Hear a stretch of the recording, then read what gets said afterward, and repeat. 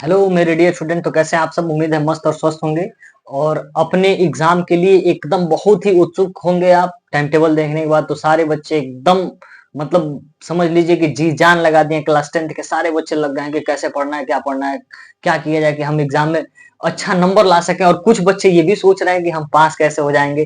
तो डरने की बिल्कुल जरूरत नहीं है, हम आप लोग के साथ हैं। आप लोग पास ही नहीं टॉप करेंगे, ठीक है? तो घबराइए बिल्कुल नहीं। आप केवल डेली बाय डेली 4 से 5 घंटे 6 घंटे जितना आपको समय मिलता है, कल के वीडियो में आप लोग को ये अगर आप देखे हैं तो जरूर आपको पता चलोगे कि कैसे हमको पढ़ाई करना चाहिए, ठीक है ना? तो अभी जो स्ट्रेटेजी क्या होनी चाहिए, मौसम के बारे में बताया आपको कि ठंडी का मौसम जो है पढ़ाई के लिए सबसे परफेक्ट मौसम होता है। तो आप अच्छे से मन लगा करके डेली बाय डेली पढ़ते रहिए। बाकी सारी चीजें जो है हम पे छोड़ दीजिए कि क्या हमको ढूंढ करके लाना है, क्या पढ़ाना है और क्या हम पढ़ाएं आप लोगों की अच्छा नंबर आ सके, ये हमारी जिम्मेदारी है। हम आप लोग को उतना पढ़ा देंगे कि आप 100 में 100 नंबर ला सकते हैं। तो टेंशन बिल्कुल मत लीजिए, डरिए बिल्कुल नहीं। आप केवल मेरे साथ पढ़ते रहिए। आज मैं एक क्वेश्चन ऐसा लेकर के आ रहा हूं कि जो क्वेश्चन समझ लीजिए कि एग्जाम में 100% आना ही आना है, 100% आना है। 4 नंबर में आता है, नहीं तो 2 नंबर में आ जाता है। तो आप बिल्कुल भी इस क्वेश्चन को तो छोड़ के बिल्कुल मत आइएगा और इसको आप बिल्कुल समझने का प्रयास कीजिए कि कैसे आसान से आसान तरीके में इसको किया जा सकता है और एकदम बहुत ही बेसिक तरीके से। सबसे पहले ये क्वेश्चन सब बच्चे जानते भी होंगे कि पहला क्वेश्चन यही आता है कि सिद्ध कीजिए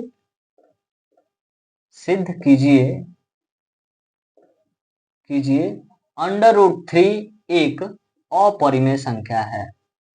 अपरिमेय संख्या है। ये क्वेश्चन तो सबको पता ही है कि ये क्वेश्चन आता है एग्जाम में। ये 100% है। अब कोई जरूरी नहीं कि 3 ही आ जाएगा, यहाँ पे 4 आ सकता है, 5 आ सकता है, 6 आ सकता है, या आप लोग को देखने को मिलेगा कि 2 + √3 आ सकता है, या 4 - √5 आ सकता है, ऐसे आ सकते हैं, या 2 √5 आ सकता है, ऐसे क्वेश्चन आ सकते हैं, ठीक है ना? तो डरने की बिल्कुल जरूरत नहीं है। इसको आप कर लेंगे तो ये भी कर लेंगे, ठीक है ना? तो आज इसको आप समझिए अच्छे तरीके से कैसे इसको करना है, ठीक है ना? चलिए देखते हैं इसका हल कैसे करेंगे। तो सबसे पहले तो एग्जाम में आप लिखेंगे कैसे बेहतर तरीके से। पहली बार आप बोर्ड एग्जाम देने जा रहे हैं, 12th वालों को तो थोड़ा सा आभास भी होता है, लेकिन आप लोग गलती क्या करते हैं कि आप एक क्वेश्चन यहाँ कर दिए, अगला क्वेश्चन उधर कर दें, उधर कर दें। तो कहीं भी कर, इससे कोई दिक्कत नहीं होती, लेकिन नंबरिंग आप ऐसे कीजिए कि एग्जामिनर जब कॉपी खोले तो उसको पता चले कि हाँ हमने कहाँ लिखा है और क्या लिखा है। तो सबसे पहले आप ऐसे लिखिएगा, प्रश्न संख्या, जहां भी लिखना हो प्रश्न संख्या।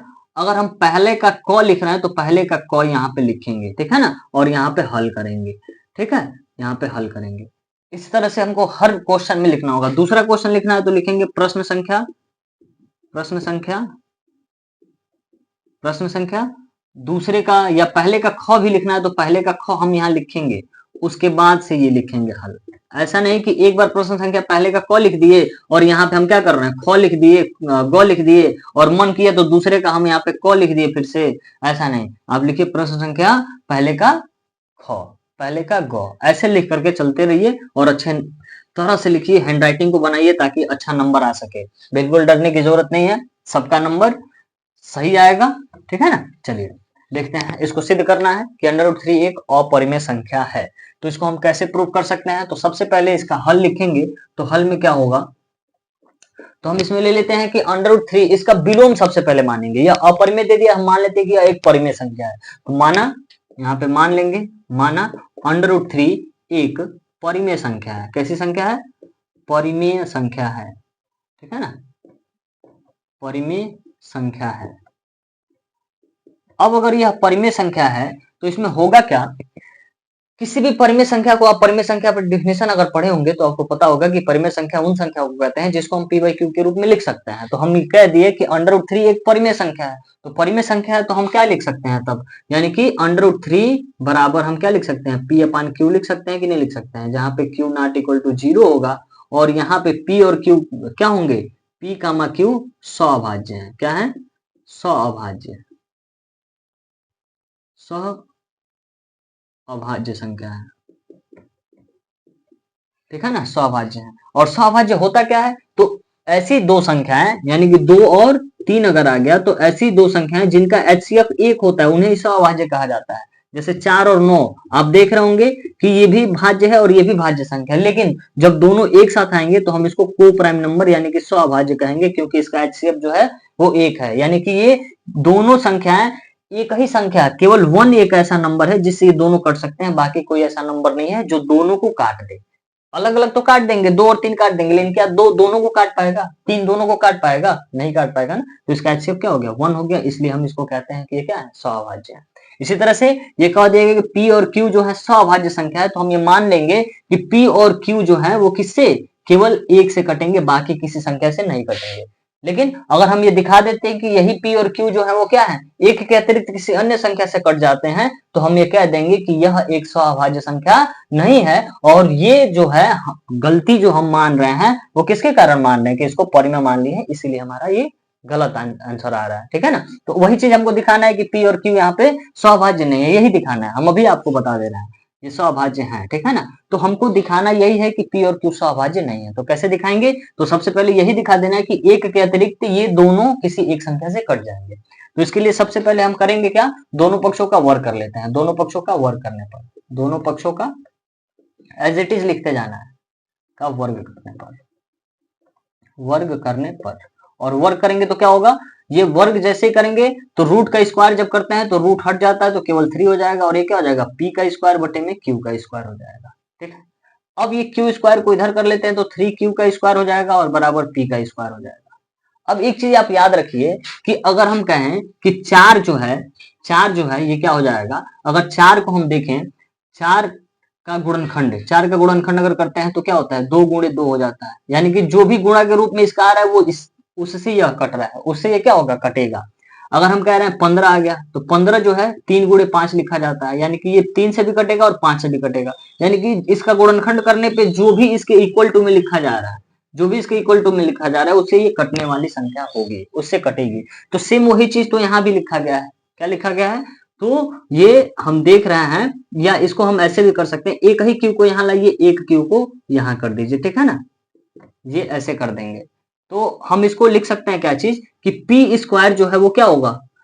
पी स्क्वायर 3 से कटेगा, पी स्क्वायर 3 से कटेगा, या इसको ऐसे रहने दीजिए, क्यू स्क्वायर कर दीजिए। ठीक है ना। तो इसका मतलब ये हुआ कि ये 3 से पी स्क्वायर कटेगा, क्योंकि हम पी स्क्वायर बराबर क्या लिख सकते हैं? पी स्क्वायर बराबर लिख सकते हैं 3 इंटू क्यू का स्क्वायर, लिख सकते हैं ना। तो अभी हमने बताया कि ये गुणा के रूप में है, तो 3 से 15 कटेगा, क्यों? क्योंकि इसके गुणनखंड में मिल रहा है। तो यहाँ भी तो पी स्क्वायर के गुणनखंड में मिल रहा है, तो ये 3 से कटेगा कि नहीं कटेगा? ठीक है ना। तो यहाँ पे लिखेंगे पी स्क्वायर 3 से क्या है? 3 से विभाज्य है, विभाज्य है ना। चूंकि इससे विभाज्य है तो पी स्क्वायर विभाज्य है, लेकिन हम क्या दिखाएंगे कि पी स्क्वायर विभाज्य है तो पी भी विभाज्य होगा। जैसे अगर हम कहें कि 16 यानी कि 4 का वर्ग, 4 का स्क्वायर जो है वो क्या है? अगर 2 से कट रहा है, यानी कि 16 जो है वो 2 से कट रहा है 8 बार में, तो क्या 4 नहीं कटेगा? 2 से 4 भी तो कटेगा, क्यों? कटेगा ना। सिंपल सी बात है, 4 भी कटेगा। तो वैसे अगर ये पी स्क्वायर जो है वो कट रहा है क्यू स्क्वायर से, अगर कट रहा है तो ये क्या होगा? अगर ये पी स्क्वायर 3 से कट रहा है तो ये पी भी क्या होगा? इसीलिए पी जो होगा वो 3 से क्या होगा? 3 से विभाज्य होगा। विभाज्य होगा या नहीं होगा? विभाज्य है।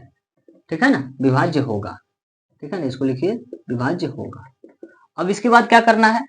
अब ये 3 लिए हैं तो अब 3 के गुणज के रूप में ही कोई हम अन्य संख्या ले लेते हैं, कोई भी एक अन्य संख्या हम ले लेंगे और उसमें दिखाएंगे कि यह जो होगा वो किससे कटेगा? ये जो है ये क्यू स्क्वायर को कटने के बारे में हमको दिखाना है। तो सबसे पहले मान लेते हैं, माना P बराबर 3R ले लेते हैं। P बराबर क्या ले लिया गया? 3R। अब यही P बराबर 3R इसमें रखेंगे तो क्या हो जाएगा? 3Q का स्क्वायर बराबर 3R का स्क्वायर हो जाएगा। ठीक है। तो ये क्या हो जाएगा? 3Q का स्क्वायर और बराबर क्या होगा? 9R का स्क्वायर हो जाएगा। ठीक है। अब ये क्या होगा? 3 से 9 जो है वो 3 बार में कट जाएगा, यानी कि Q स्क्वायर बराबर कितना हो जाएगा? 3R का स्क्वायर हो जाएगा। ठीक है। तो अब हम देख रहे हैं वही चीज आ गया, पी स्क्वायर बराबर 3 इंटू क्यू आर था, अब यहाँ पे क्या आ गया? क्यू स्क्वायर बराबर आ गया ना। इसको मिटाते हैं और यहाँ पे लिखते हैं यानी कि हम देख रहे हैं कि क्यू स्क्वायर में क्या आ गया 3। इसको हम साइड में अगर समझे, साइड में अगर समझना हो हमको, तो क्यू स्क्वायर बराबर आ गया 3 इंटू आर का स्क्वायर। यानी कि जैसे हम यहाँ पे लिखे हैं 3 इंटू पी का स्क्वायर, यानी कि 3 से ये पी स्क्वायर कट रहा था, तो वैसे ही अब ये इसके गुणनखंड के रूप में आ गया ना, यानी कि ये इसके गुणनखंड के रूप में आ रहा है कि नहीं आ रहा है। तो ठीक पीछे वाले प्रोसेस से जो अभी हम थोड़ी देर पहले बताए हैं उससे, यानी कि 3 से ये क्यू स्क्वायर क्या होगा, कटेगा। 3 से क्यू स्क्वायर क्या होगा, कटेगा। तो यहाँ पे लिखेंगे चूंकि क्यू स्क्वायर 3 से क्या है, विभाज्य है, विभाज्य है, इसलिए क्यू जो होगा वो किससे, 3 से विभाज्य होगा, विभाज्य होगा, होगा ना। इतना तो समझ में आ रहा है, ठीक है ना, 3 से विभाज्य होगा। तो अब हम क्या कहे थे, अभी थोड़ी देर पहले हम क्या माने थे, कुछ माने थे, क्या माने थे कि P और Q सह-अभाज्य संख्या है ना, P और Q क्या है, सह-अभाज्य संख्या, ये माना गया था। लेकिन अब हम क्या दिखा रहे हैं कि ये P और Q जो है, ये एक के अतिरिक्त एक संख्या 3 से कट रहे हैं। किससे कट रहे हैं, 3 से कट रहे हैं। तो इससे ज्ञात होता है कि यह सह-अभाज्य नहीं है, और सह-अभाज्य नहीं है तो ये क्या, हमारी ये कल्पना क्या हो गई, गलत हो गई ना, कि यह सह-अभाज्य है। यानी कि ये हमारा गलत हो गया कि ये परिमेय है, और जब परिमेय नहीं है तो क्या होगा, अपरिमेय होगा। इसी चीज को हम लैंग्वेज के रूप में यहाँ पे लिखेंगे, और जैसे लिखेंगे वैसे ही आपको समझ करके लिख लेना है, ठीक है ना। तो सबसे पहले हम क्या लिखेंगे, तो इसमें लिखा जाएगा कि अतः, यहाँ पे लिखेंगे अतः P तथा Q, P तथा Q एक के अतिरिक्त, एक के अतिरिक्त, अतिरिक्त 3 से विभाज्य हैं, विभाज्य हैं। चूंकि लिखिया था, मत लिखिए, चूंकि P तथा Q एक के अतिरिक्त 3 से विभाज्य हैं, विभाज्य है, इसलिए P तथा Q सह-अभाज्य, सह-अभाज्य नहीं है। और सह-अभाज्य नहीं है तो ये क्यों, हम तो माने थे कि सह-अभाज्य है, तो हमारा क्या हो रहा है, विरोध हो रहा है ना, हमारा क्या हो रहा है, विरोध हो रहा है। तो लिखेंगे यह विरोधाभास, यह विरोधाभास, विरोधाभास, यह विरोधाभास हमारी, चूंकि यह विरोधाभास हमारी गलत कल्पना के कारण, कल्पना मतलब सोच, कुछ और मत समझ लेना, ठीक है ना, कल्पना के कारण है कि √3 एक परिमेय संख्या है, परिमेय संख्या है, ठीक है ना। तो हम क्या लिखे हैं यहाँ पे कि ये हमारी जो सह-अभाज्य जो माने थे, यह सह-अभाज्य नहीं हो गया। तो ये गलती क्यों हो रहा है, गलती इसलिए हो रहा है कि हम शुरू में ही मान लिए हैं गलत, क्या, कि √3 एक परिमेय संख्या है। तो अगर ये गलत हम माने हैं कि √3 एक परिमेय संख्या है, तो सही क्या होगा, तो अतः √3 एक क्या है, परिमेय, अपरिमेय संख्या है, क्या है, अपरिमेय संख्या है, ठीक है। अब इस चीज को आप अच्छे से समझ लीजिए, और इस लैंग्वेज के तो बिल्कुल ही, इस लैंग्वेज को बिल्कुल दिमाग में बैठा लीजिए कि कैसे क्या लिखा गया है, और ये 100% क्वेश्चन आना ही आना, एग्जाम में आएगा ही आएगा, ठीक है ना। इतना करने के बाद अब अलग से कुछ चीजें बता देते हैं आपको।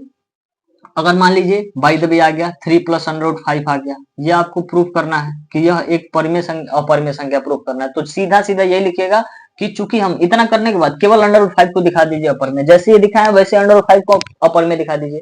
4 नंबर में आता है तो, नहीं तो 2 नंबर में आएगा तो आसान विधि है, उसको बता देंगे हम, ठीक है ना। तो 4 नंबर में आएगा तो इतना दिखाने के बाद आपको क्या करना है, लिख देना है कि चूंकि हम जानते हैं कि किसी परिमेय संख्या में अपरिमेय संख्या को जोड़ने से या घटाने से या गुणा करने से या भाग करने से प्राप्त योगफल, अंतर, गुणनफल और भागफल भी अपरिमेय होता है। इसलिए 3 + √5 अपरिमेय है, या ये 2 - √5 दे दे, ये भी अपरिमेय होगा, या 2 × 3 दे दे, ये भी अपरिमेय होगा, या 7/√3 दे दे, ये भी अपरिमेय होगा। समझ में आया कि नहीं आया। तो ये केवल लाइन आप लिख देते हैं, इतना करने के बाद ये केवल लाइन आप लिख देते हैं, तो आपको 4 में 4 नंबर पूरा मिलना ही है। ये पूरा क्वेश्चन कितने का था? तो ये 4 मार्क्स का है, यानी कि 4 नंबर आपको दिलाने वाला है ये। समझ आया ना? तो इसको अच्छे से एकदम कंठस्थ कर लीजिए कि हाँ ये एग्जाम में आ जाएगा, तो इसको छोड़ करके तो बिल्कुल नहीं आना है। ठीक है, इसको नोट कर लीजिए।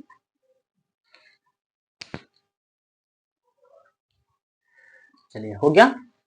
अब देखिए, इस चीज को हम बरकरार रखेंगे आगे भी। अब आगे कुछ अच्छे क्वेश्चन, अच्छे लेवल के क्वेश्चन, ऐसे ही जैसे ये इंपॉर्टेंट बताए हैं वैसे ही आगे इंपॉर्टेंट क्वेश्चन सब लेकर के आएंगे। इसके लिए केवल आपका एक सपोर्ट चाहिए। लाइव जल्दी ही आने वाले हम, तो इसके लिए आप ज्यादा से ज्यादा सपोर्ट कीजिए, इस चैनल को सब्सक्राइब कीजिए और अपने दोस्तों के पास जल्दी जल्दी भेजिए कि वो घबराए नहीं। कहाँ से पढ़ना है? तो एक विकल्प मिल गया है हमको, यहाँ से पढ़ के हम अब से एग्जाम को पास कर सकते हैं। आप जो दिए गए टास्क हैं उसको पूरा कीजिए, यानी कि आपको करना कुछ नहीं है, जल्दी जल्दी मेरा सब्सक्राइबर जो है वो कंप्लीट कीजिए और उसके बाद हम लोग जल्दी लाइव आकर के मिलेंगे और अच्छे तरीके से जैसे हम अपने ऑफलाइन में क्लास में पढ़ाते हैं वैसे यहाँ पे पढ़ाएंगे, केवल आपका सहयोग चाहिए। ठीक है ना? चलिए, मिलते हैं अगले क्लास में। धन्यवाद।